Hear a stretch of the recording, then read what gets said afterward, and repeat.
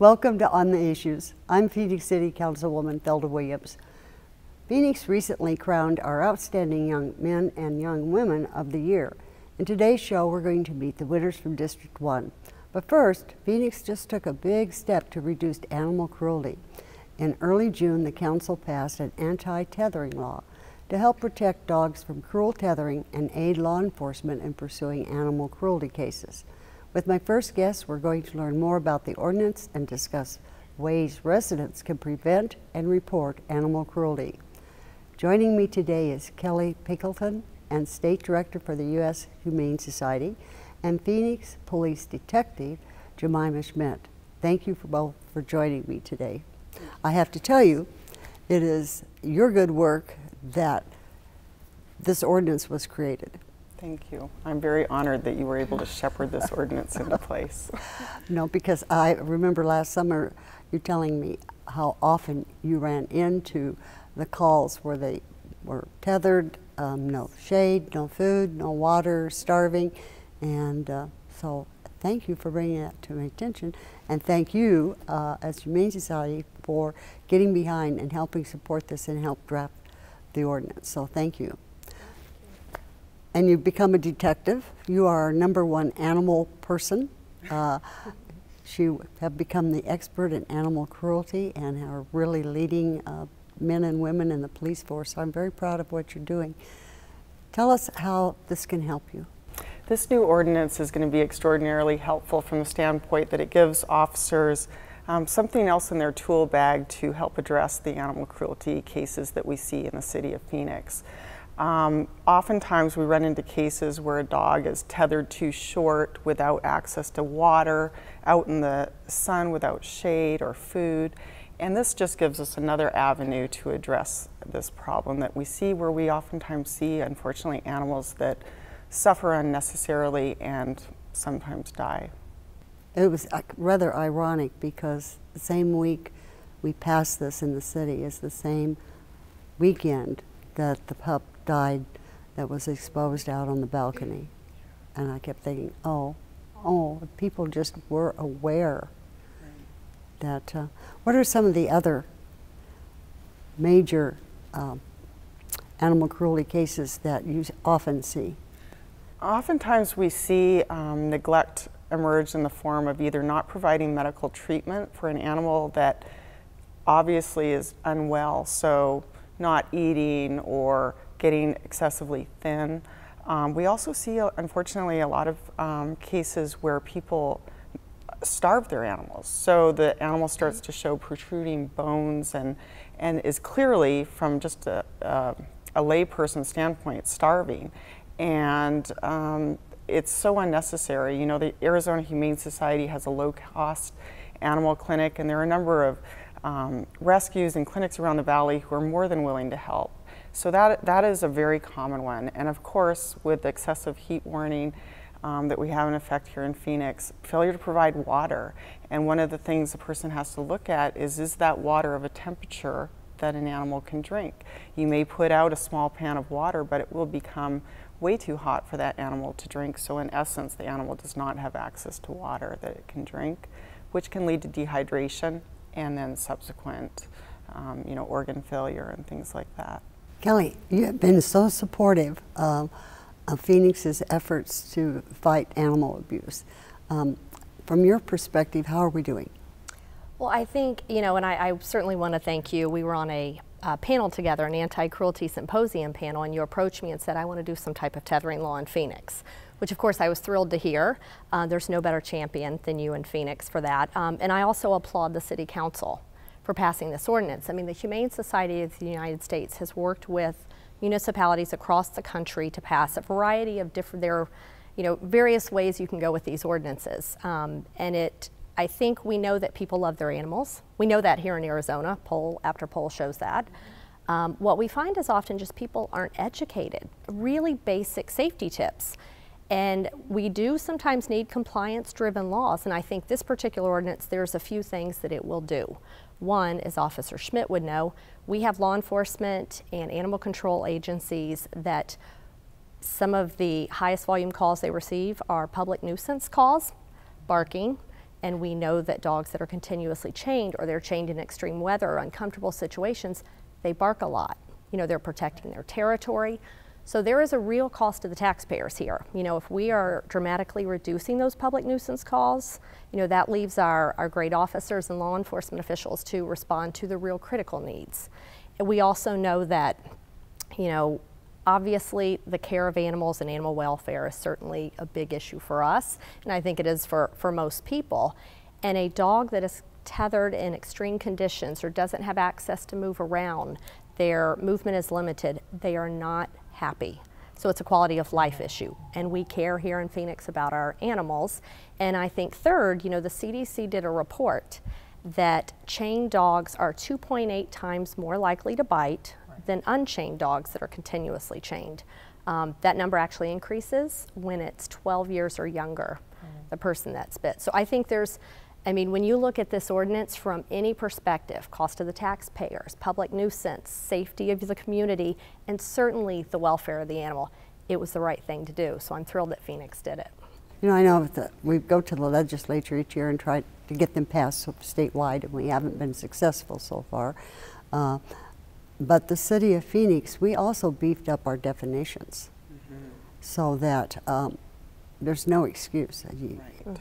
And one of those things that changed that really was positive, in my opinion, was the requirement to provide drinkable or potable water for the animals. So something that's old and dirty and is not going to fit the necessary criteria. In addition, food that's appropriate for the species. That's key, because we used to see a lot of, you know, people feeding white bread to their dogs. That's not proper nutrition, and so that was another tool that, thanks to you, was put into our tool bag for things that can be addressed. Uh-oh, am I in trouble because my dogs share my toast every morning? No, but I think it is always a challenge. We continue. I'm looking for your support because I'm going to the park board. I am doing my best to no longer allow dogs to go up on mountain park trails when the temperature's above 100. And do you want to explain the reason why? Sure. Well, and to bring it back to the ordinance too, I mean, one thing we liked about this ordinance, it looks at extreme weather. Exactly. You know, and so if it is below 32 or it's above 100, your dog cannot be tethered outside. And we know obviously that, you know, hypothermia can impact a dog through their kidneys, their liver, brain, and, you know, organ dysfunction all the way to death. It happens. We've had recent cases here that it's happened. You know, the average temperature I think is 106 in July here. And there's a couple rules of thumb to go by. If it's too hot for you to be outside, it definitely is too hot for your dog. You know, a dog can't sweat, can't regulate its body. And we were talking earlier and Officer Schmidt said, you know, it has a fur coat. So if you don't want to be out in it, your dog shouldn't be out in it. And it only takes for a dog to be stationary on a hot surface, like a cement, a paved surface, just a few minutes for that dog's paws to be burnt. Right. Or rocks. Right. Right? Yes. Exactly. And we really recommend, you know, during the hottest times of the day, don't go out hiking with your dog. You always have to have water available. You know, if you're walking in an area where there's grass and dirt, have your dog walk on that. But I mean, I think these things we take for granted, it's common sense, and we know that people have lost their animals and they love them just by not following really basic tips. And we have at hsus.org, there's a lot of information there that folks can read. But yeah, I think this in the parks, I mean, they're increasing elevation. There's not grass on most of our trails, and people think they're doing a great thing. I'm going to take the dog out and walk, and it's 105 degrees, and that dog will quickly go into heat exhaustion. Right. I know people think that if you put the booties on, you're protecting their feet, but actually you're speeding up the process towards death because they sweat through their paws. Exactly, and that dovetails into, you know, people who leave their dogs in the car. Yes. Dogs only cool themselves. They are unable to sweat like humans, and so with that fur coat, they do a little bit of perspiration through the paws, but then they also require ample airflow for ventilation to cool themselves. So when trapped inside a small enclosed space, such as a vehicle, you know, it can become a life-threatening situation very quickly. And it's against the law. It's against state law. If you leave a dog confined in a car, intentionally, knowingly, or recklessly, and it's likely to cause physical harm or death, it is against the law to do that. And I think a lot of people, you know, it should be enough deterrent that you know your dog could die confined in there. But it is against the law. There are penalties for that. And cracking your window doesn't count. No, it does not. It does not. No. That's so many people that have said, well, I always put the window down a little ways. Well, sorry. We often carry the infrared thermometers, and you know, a day of 110, it's easily 160 inside that vehicle, and whether the windows are cracked or not does not make a appreciable difference. Well, any last-minute suggestions that you have for people out there and keeping animals safe in the summer? I really encourage everyone, if possible, to bring in their animals inside or provide an air-conditioned space for them. We really appreciate community members reaching out to us, calling Crime Stop or 911 if they see an animal in distress or who is without water or shade or appropriate nourishment. The phone number to call would be 602-262-6151 or 911 if it's an emergency situation, such as a dog left in a vehicle. I couldn't agree more with Officer Schmidt. I mean, keep your animals inside as much as possible. We understand that's not always feasible. So if your animal is outside, again, common sense. But, you know, we are in the desert. Take your dog out for a walk during times where it is a little bit cooler. If you are out any extended period, have water. Have your dog be on grass or dirt. And when you come in, it's a good practice to kind of cool the dog. You can put kind of a clean, damp cloth over the dog. You can always give frozen treats or ice cubes, although always do that supervised. And if anything, if you notice any change, and I will warn viewers that heat exhaustion and hypothermia kicks in often without you knowing it, but certainly contact your veterinarian. You take your animal to the hospital. Use common sense things and understand that there are also laws that do protect animals from, you know, being out too long in extreme heat. And I'm glad that we have laws here in Phoenix that protect animals. Well, I want to thank you both for coming today, and I want to remind everyone that although we've talked about dogs, this applies to all animals. Correct. Yes. Yes. We're talking horses have to have shelter, shade, water, cats. Yes. Yes. Even, remember the sheep episode? We're talking all the animals in the city of Phoenix, well, everywhere, but I'm a little biased. But thank you for being on the show today. Thank you. Up next, we're going to meet two outstanding young people from District 1 with promising futures. Please keep watching On the Issues. What would you do if you saw a dog, a cat, or a horse that looked like this? Animal cruelty and neglect is a crime that needs to be reported. I'm Councilwoman Thelda Williams, here with my rescued pets, Henry and Cheyenne. And I'm Councilman Michael Nowakowski, asking for your help. If you ever suspect animal cruelty, call Crime Stop, the Arizona Humane Society, or the Sheriff's Office. Animal cruelty is a crime. And together we could stop it.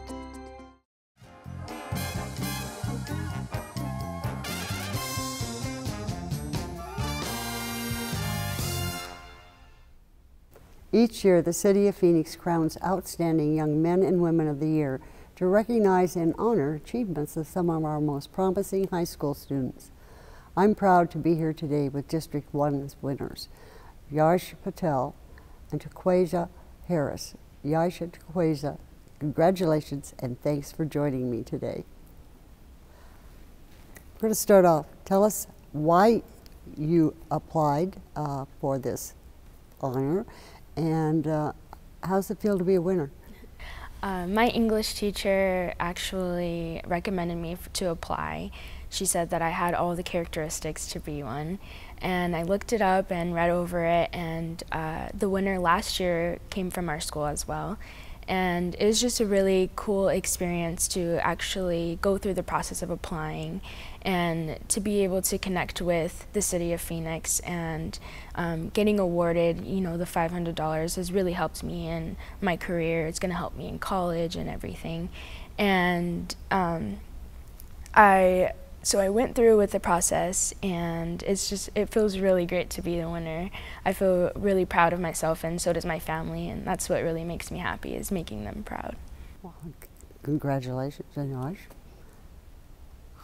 What reasons did you want to be considered for one of these positions? Well, my high school counselor recommended me for applying for the City of Phoenix Award. And one of the reasons that I really wanted to make or apply for this is that I wanted to make an impact on the City of Phoenix community. And first, I'm also very honored to be awarded this achievement.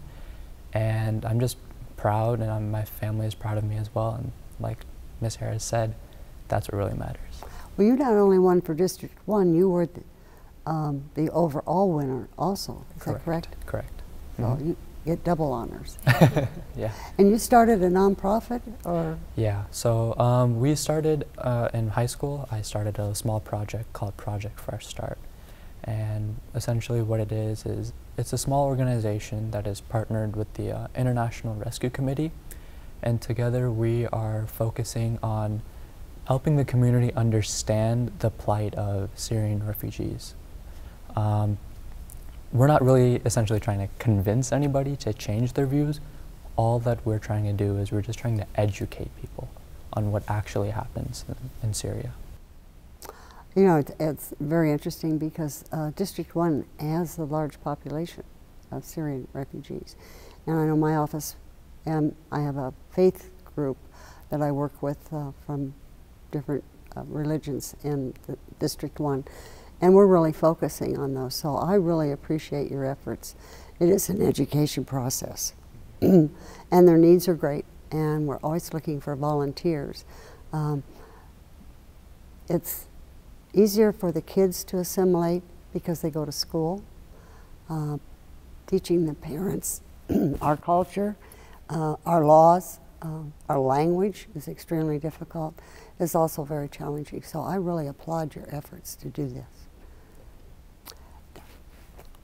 You were a senior this year? Yes, I was. So what are your future plans? I applied at ASU at their business school, and so I'll be going there in the fall, staying on campus at the Tempe campus.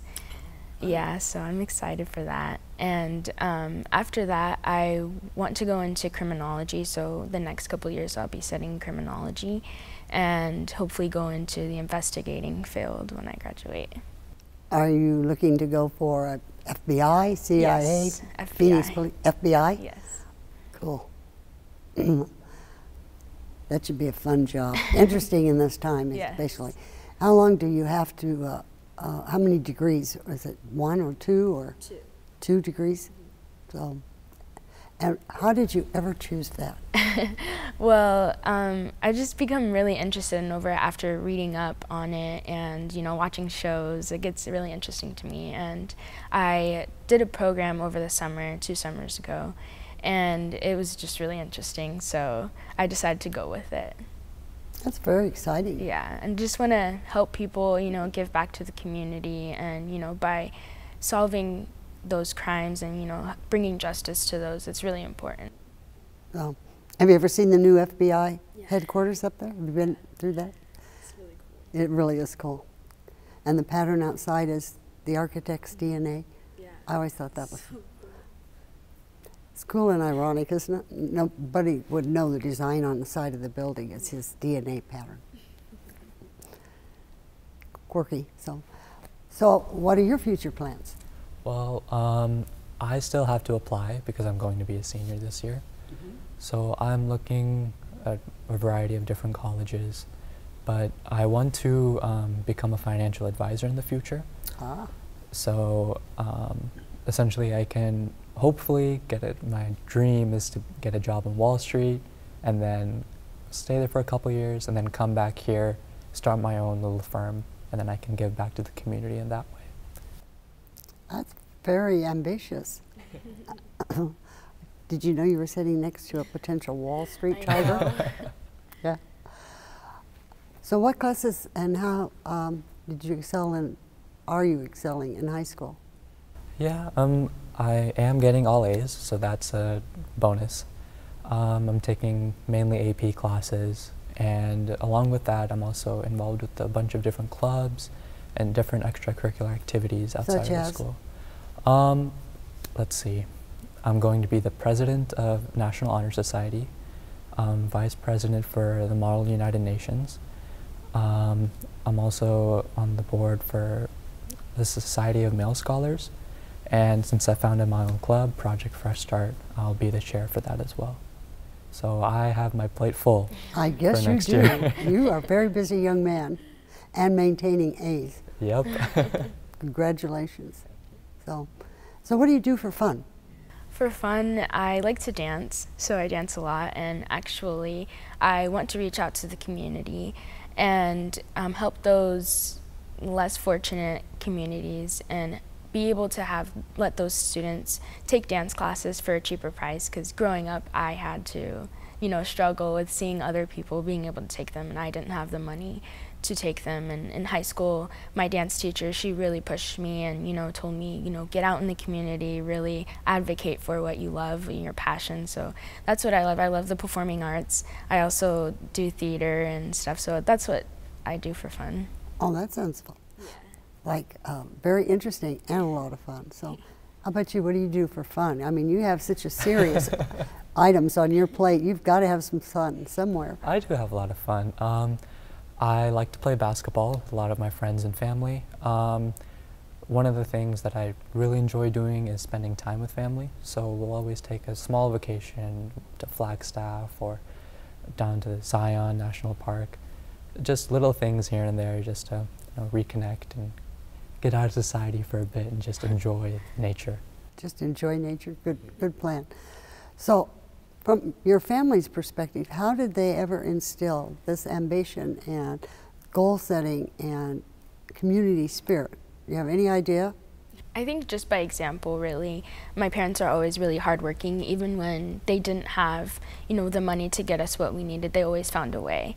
And so watching them do that really showed me, to push hard, work hard through everything, and really follow my dreams. And, they've always told me that you can do whatever you set your mind to. And I really think about that when I'm at school or, every day that I can do what I want. So I just push every day to get through the hard things and really make them proud and show them that their hard work is paid off. You sound like an exceptionally good daughter. How about you? Well, I think it's also from my parents, and from day one they've instilled that mentality, push yourself, and once you've pushed yourself to the limit, push yourself more. So I think it's that extra push and that extra, and that mentality to go a bit farther. Doing good is great, but doing extraordinary is even better. So I think that's what really drove me to become who I am. I love hearing this. I really, truly do. People talk about society and you can't dream anymore, and I don't believe that.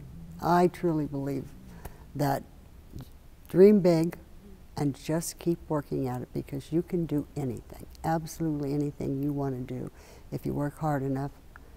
So I agree with both your sets of parents. So tell me, what are you going to do this summer for fun?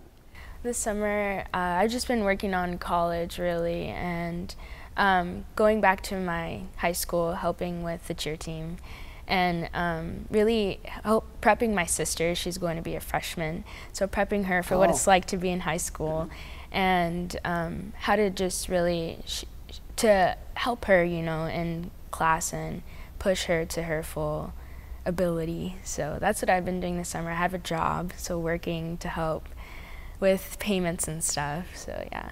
You're a good big sister. And are you going to have fun this summer? I hope I will.